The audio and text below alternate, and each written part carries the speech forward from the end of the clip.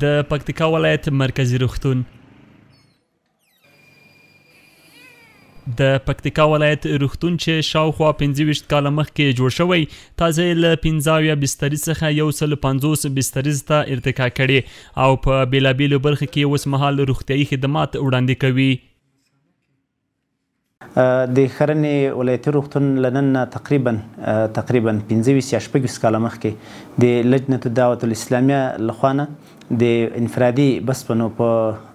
اساس باندې او د هغوی په مالي ملاتړ باندې جوړه شوې ده او له همغه پیل نه تر ننه پورې ولس ته د ښرنې او د پکتیکا ولس ته د ولایت په کچه باندې خدمات عرضه کوي. په شروع کې د ښرنې ولایتي روغتون خدماتي برخې کمې وې خو وروسته د ولس او د مسؤلینو په هڅه باندې الحمدلله موږ له هغه څه نه اضافه شی لرو چې د ولایتي روغتون په پکیج کې دي. نو موږ اوس د ښرنې روغتون کې د فزیوتراپي برخه د سترګې د غوږ پوزې او ستوني اورتوپیډي عمومي جراحي داخله اطفال ولادي نسایي مور ماشوم او کتلوي معافیت او نور د ټولنې په کچه باندې خدمات وړاندې کوو. د روغتون ته د پکتیکا ولایت په ګډون له یو شمېر ګاونډیو ولایتونو څخه هره ورځ سلګونه ناروغان د درملنې په موخه راځي او وایي چې د دې ولایتي روغتون خدمات د پخوا په پرتله که څه هم ښه شوي خو لا هم خلک په ډیری روغتیایي برخو کې له ګڼو ستونزو سره لاس او ګریوان دي. مریض هم د نکه ولسوالۍ نه راوړی نن هم څلورمه شپه ده دلته م عملیات وکړو اپنډیسي و انشاءالله اوس یې صحت ډېر برابر ده. شکر الحمدلله موږ په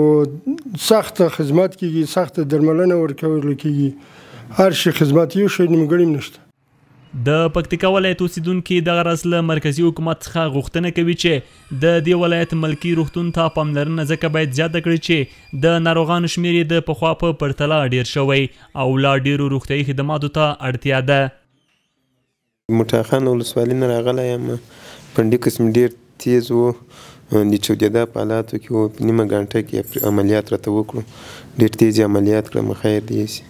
بیخي ډېر پام یې راسره کړی انشاءالله وضعیت خو فعلا بیخي ښه ده توکل په خدای ده سیمایز مو غږ کړی ده راته راغلي دي 4 ساعت راباندې راګرځي تر دې ډېر غټ خدمت خو بیخي نشته. الحمدلله ډېره ښه ده شکر دی موږ خپله شفاخانه ده خپله م ځای ده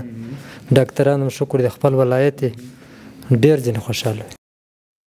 په همدې حال کې د یاد ولایت د عامې روغتیا ریاست مسؤلین وایي چې هڅه کوي په دې ولایت کې د ولایتي روغتون ترڅنګ په لیرې پرتو سیمو کې هم روغتیایي خدمات پراخه او زیات کړي. د نوموړي په خبره چې په دغه ولایت کې مخکې شاوخوا 10 صحي مرکزونه فعال وو او اوس زیات شمېر 9 نوي مرکزونو ته رسېدلی دی او هره ورځ یې ګرځنده ټیمونه په ټول ولایت کې فعال او خلکو ته خدمات وړاندې کوي. د پکتیکا ولایت عامې روغتیا ریاست تر رهبرۍ لاندې فعلا دمګړی د یو ولایتي روغتون په شمول 2 د ولسوالیو ډي ایچ یا ولسوالیو روغتونونو چې مجموعاً تعداد تقریبا د 99 هیلث فسیلیټیانو یا د روغتونونو یا د کلینیکونو په حساب جوړیږي.